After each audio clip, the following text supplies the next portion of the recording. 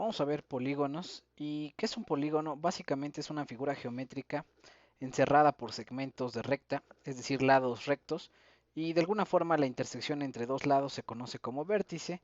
Cuando yo uno un vértice con alguno que esté del otro lado, alguno del lado contrario, se le llama diagonal, y dentro de los polígonos lo que se mide son los ángulos internos, que sería la apertura entre los lados de esta figura geométrica. Y bueno, son algunos de los conceptos importantes para saber dentro de un polígono qué es un lado, que es el segmento que delimita al polígono como tal. A veces, bueno, pensamos que un polígono solamente es un cuadrado perfecto, un pentágono perfecto, pero veamos que, bueno, este que tiene, según yo, 5 lados, sería también un pentágono.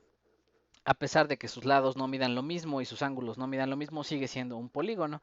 ¿Qué otra cosa por ahí? Bueno, están los vértices, ya dijimos que son la unión entre dos lados, el ángulo interno, que es el que se forma de alguna forma dentro del polígono, y el externo, que vamos a ver más adelante que si yo extiendo los lados del polígono, en la parte de afuera se forma un segundo ángulo, que se conoce como el ángulo externo, y por último la diagonal, que es la unión entre dos vértices en lados opuestos del polígono. Vamos a ver algunos de los conceptos importantes.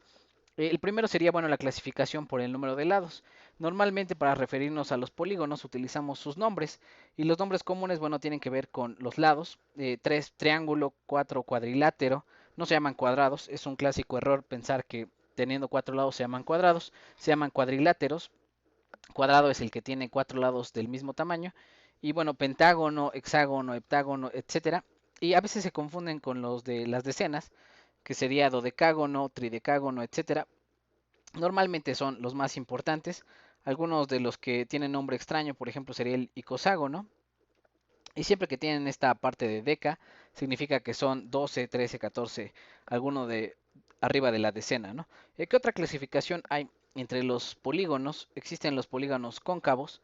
Esos tienen un ángulo o algunos de los ángulos son mayores a 180, es decir, presentan ángulos cóncavos en su interior, ángulos internos cóncavos, y aquellos que son convexos, en donde todos los ángulos son agudos o de alguna forma son menores a 180, pueden llegar a ser obtusos, por ejemplo este de aquí, pero no superan los 180 grados. Y bueno, básicamente hay muchas clasificaciones por el tipo de lados. Hay polígonos que se llaman equiláteros, también los vamos a ver por aquí. Hay polígonos que se llaman equiangulares, que tienen los mismos ángulos en cada una de las esquinas, en cada vértice. Pero bueno, son los tipos de clasificación más comunes que se hace. Uno es por el nombre y otro sería por los ángulos que están en su interior. Vamos a ver algunas de las formulitas comunes que se ven en un curso de geometría. El primero sería, bueno, las diagonales por cada vértice. Cuando nosotros pintamos un polígono, en cada vértice se pueden trazar cierto número de diagonales. El número de diagonales, bueno, está dado por esta ecuación, que es el número de lados o el número de esquinas, número de vértices menos 3. ¿Por qué se restan 3? Bueno, en teoría un vértice no puede formar una diagonal con los vértices alrededor, pero tampoco se puede formar un vértice consigo mismo. Entonces, un vértice puede formar n menos 3 diagonales. Resto una porque no se puede formar una diagonal consigo misma, ni tampoco se puede formar una diagonal con los lados que están perdón, con los vértices que están justamente al lado. Y bueno, vamos a ver que esta formulita de repente se utiliza en alguno de los problemas, preguntas de teoría de algún examen. Dice ahí, ¿cuántas diagonales se pueden trazar en un vértice para un tridecágono? Entonces, lo primero sería saber los nombres. Aquí saber que el tridecágono es el que tiene 13 lados. O sea, n vale 13, tiene 13 vértices, 13 lados. Pero también hay otra cosa importante, no vamos a poder dibujar el número de diagonales. Sería muy arriesgado intentar hacer el dibujo y contar cuántas diagonales hay. Vamos a tener que utilizar o aprendernos esta formulita. Entonces, si son 13 esquinas, le resto 3 y me daría que en cada esquina puedo trazar 10 diagonales. Y esas son las clásicas preguntas que se hacen en un polígono, cuántas diagonales se pueden trazar, cuál es el número de lados, cuál es el número de vértices, algunas cosas por el estilo. Vamos a ver el segundo concepto, que son los triángulos dentro de un polígono. Cada vez que yo trazo diagonales en un vértice, el polígono se subdivide en n cantidad de triángulos. De hecho, vamos a representarlo con la letra T. T es el número de triángulos en los cuales queda dividido el polígono al trazar las diagonales en un solo vértice. ¿Por qué es importante saber esto? Finalmente, en un curso de geometría, uno de los una de las figuras geométricas más estudiadas son los triángulos, porque los triángulos, al ser el polígono más simple, el de tres lados, pues se encuentran una gran cantidad de relaciones, de ecuaciones matemáticas, están las funciones trigonométricas, hay un montón de estudios acerca del triángulo, y cuando nosotros tenemos un polígono que es de alguna forma una figura geométrica más complicada, el paso inicial sería dividirlo en triángulos. Y bueno, la ecuación es esta, simplemente es n menos 2, al número de vértices le resto 2 y es el número de triángulos que puede formar uno de los, más bien pueden formar el polígono al trazar todas las diagonales en un vértice. Y bueno, ¿de qué sirve esto? Bueno, ejemplo, alguna de las preguntas que se pueden hacer son como estas, ¿no? Dice ahí, ¿cuál es el polígono que al trazar diagonales en un vértice se logra dividir en 15 triángulos? Entonces, ahí de alguna forma me están diciendo el número de triángulos del polígono y me preguntan cuál es el polígono correspondiente.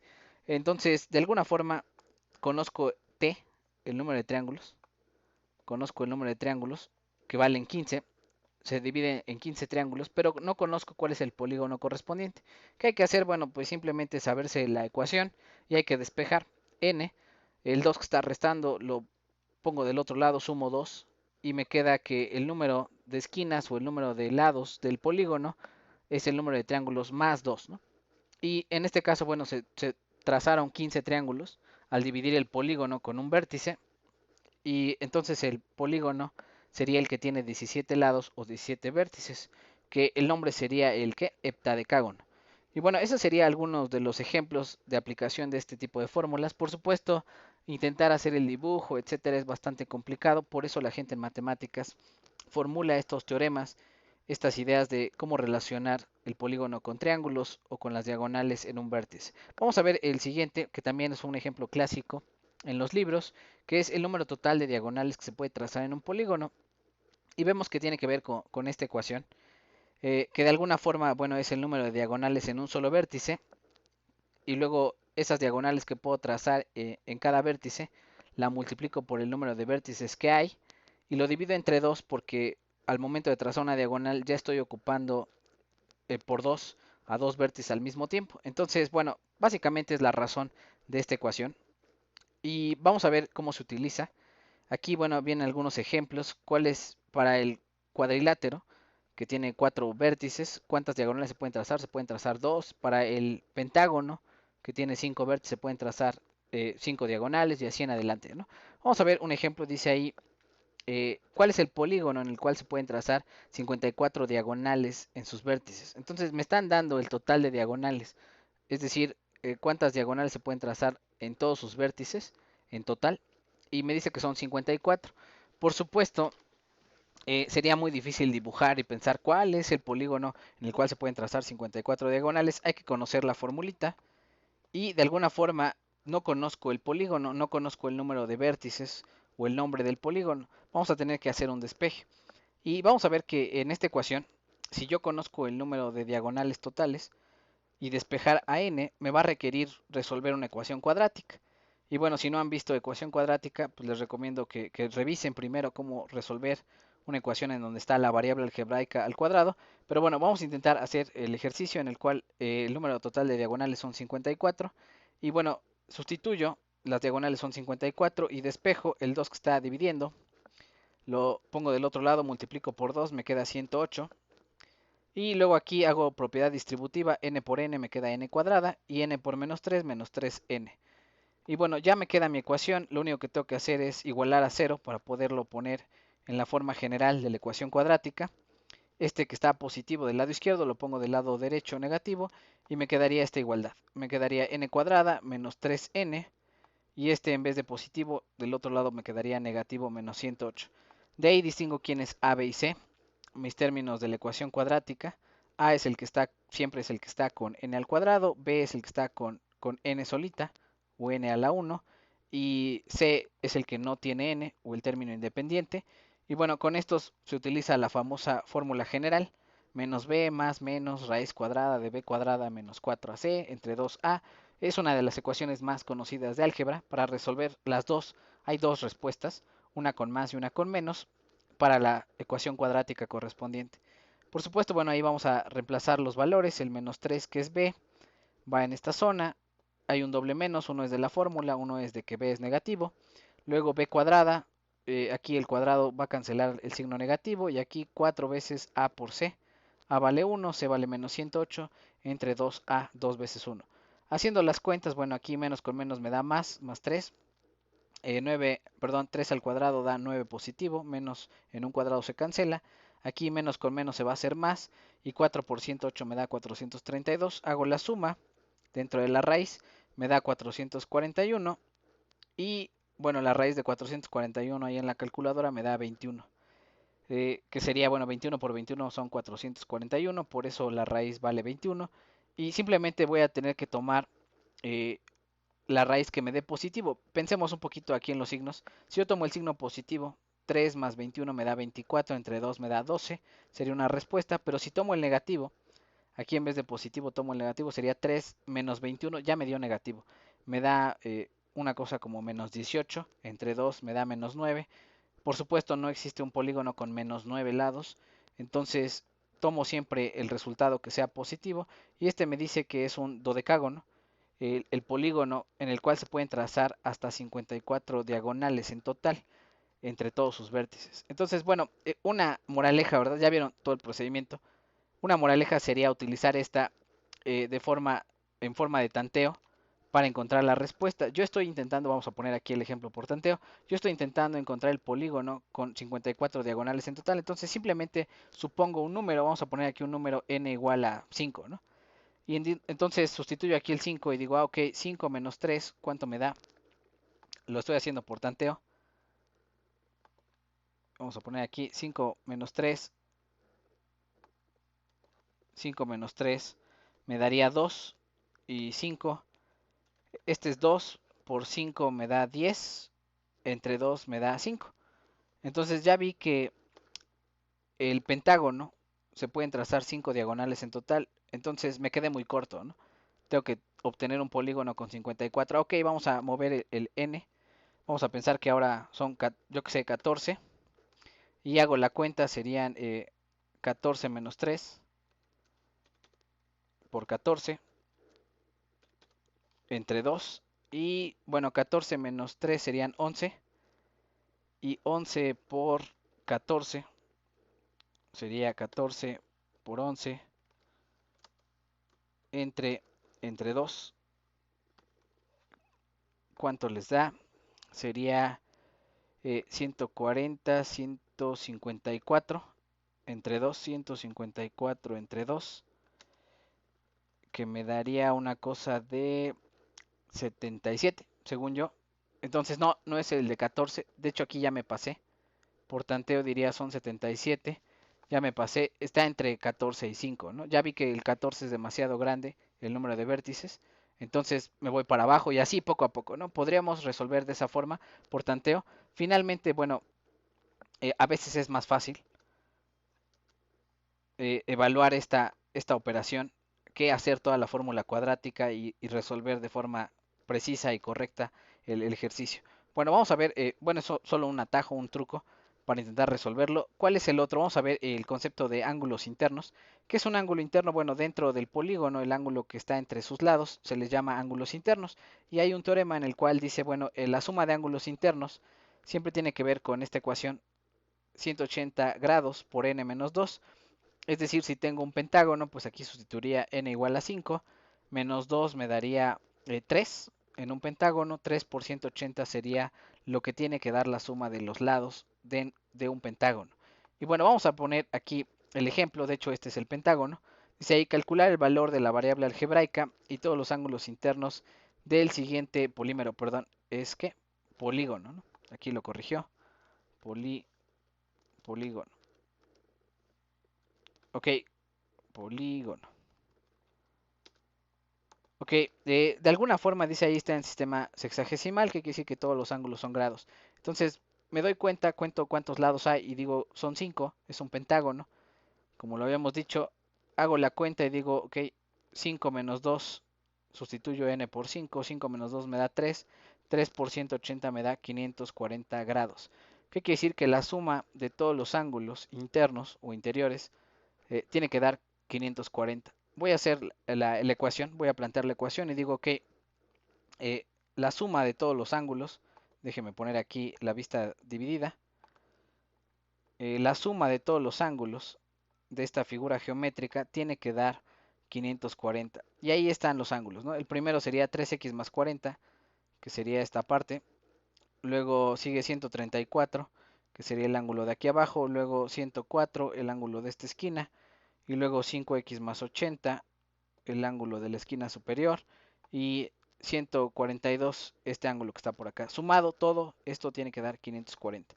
Y de aquí, bueno, ya se convierte, termina de ser un problema geométrico, comienza a ser un problema algebraico, hay que despejar la variable x, colecto todos los términos que no tienen x, los sumo, todos estos los sumo, me da 500, sumo 3x con 5x me da 8x, el 500 que está sumando lo resto del otro lado para despejar y me queda 540 menos 500, me quedan 40, y para quitar el 8 divido 40 entre 8, eh, que me da 5, ¿no? Y bueno, sustituyendo el valor de x igual a 5, vamos a ver la expresión para cada uno de los ángulos. Aquí vemos que, bueno, este ángulo de acá que mide 3x más 40, sustituyendo x igual a 5, me da 55 grados del lado izquierdo. Y el otro ángulo que es 5x más 80, que sería el ángulo de esta esquina, pues 5 por 5, 25, más 80 me da 105. Y bueno, de alguna forma ya encontramos el valor tanto de x, la variable algebraica, como el valor de los ángulos que están en cada una de estas esquinas. Y bueno, simplemente si es otra figura geométrica, lo primero que tenemos que sacar es la suma de ángulos internos y con eso estaríamos prácticamente resolviendo el problema. Vamos a ver el otro tipo de ejemplo que es los ángulos externos. ¿Qué es un ángulo externo? Por ejemplo, aquí en el triángulo, si yo extiendo uno de los lados, se forma un ángulo en la parte de afuera que es suplementario de alguna forma al ángulo interior. El ángulo exterior y el interior sumados dan 180. Entonces vamos a poner un ejemplo en donde se utilice este concepto. Lo que hay que saber es que todos los polígonos, sin importar la cantidad de lados que tenga, siempre la suma de los ángulos externos tiene que dar 360. Y bueno, vamos a poner el ejemplo. Dice ahí, se tiene el siguiente polígono, es un triángulo. eh, y de alguna forma, ¿cómo sé que necesito utilizar este teorema de los ángulos externos sumados dan 360? Bueno, porque aquí me dan dos expresiones para los ángulos externos y solamente me dan una expresión para el ángulo interno. De alguna forma me sería más complicado escribir la suma de ángulos internos, que ya vimos ese ejemplo. Me conviene escribir la suma de ángulos externos para solamente tener que encontrar este ángulo que falta. Si ya tengo los tres ángulos externos, sumados tienen que dar 360, de ahí despejo x y resuelvo el problema. Vamos a hacerlo. Dice ahí, de alguna forma tengo que encontrar el ángulo que está del otro lado. Yo sé que son suplementarios, siempre el interior y el exterior son suplementarios, sumados dan 180, por lo tanto el ángulo que queda debe de ser 70 para que sumado con 110 me dé 180. Entonces, finalmente ya conozco el ángulo exterior, tengo los tres ángulos exteriores, los voy a sumar y voy a plantear mi ecuación algebraica para encontrar el valor de x. Sumados, dice por ahí, vamos a dividir la pantalla, sumados los tres ángulos exteriores, el primero vale 70, que sería este de aquí, el segundo ángulo, el de arriba, serían 16x y 70, y 18x más 50 sería el tercer ángulo exterior. Los tres ángulos exteriores sumados tienen que dar 360. Otra vez colecto los que no tienen x, 70 con 70 son 140, con 50 son 190, estos son los que no tienen x, y 16 más 18 serían 34x. El 190 que está sumando lo resto para despejar a x del otro lado, me quedaría 34x igual a 360 menos 190. Al hacer la resta me da 170 y divido entre 34, me da el valor de x que vale 5. Ok, una vez que tengo el valor de x, ¿cómo encuentro el valor del resto de los ángulos? Porque de alguna forma ya podría resolver prácticamente todo el triángulo utilizando este concepto de ángulo interior y exterior es suplementario. Vamos a poner primero sustituir la expresión para x en cada uno de los ángulos exteriores. Dice ahí el primer ángulo de arriba, que son 16x más 70, sustituyo x por 5 y de alguna forma 16 por 5 son 80, más 70 me da 150 grados. Y el segundo ángulo, vamos a quitarle aquí el de grados, ya sabemos que está en ángulos, los ángulos se están midiendo en grados. El segundo ángulo sería el de aquí abajo, 18x más 50, 18 por 5 da una cosa como 90 y más 50 me da 140. Entonces, finalmente ya tengo mis ángulos exteriores. Ahora solamente me faltan los interiores, pero sabemos que son suplementarios. 150, ¿cuánto le falta para llegar a 180? Pues le faltan 30 grados. Y a 140, ¿cuánto le falta para llegar a 180? Pues le faltan 40. Ya tengo los ángulos interiores y los exteriores. Esos serían los clásicos ejemplos para resolver problemas con ángulos exteriores o interiores. Y bueno, vamos a ver el último tipo de polígonos, que son polígonos especiales, que se les llama polígonos regulares. ¿Qué es un polígono regular? Bueno, aquel que es equilátero y equiangular.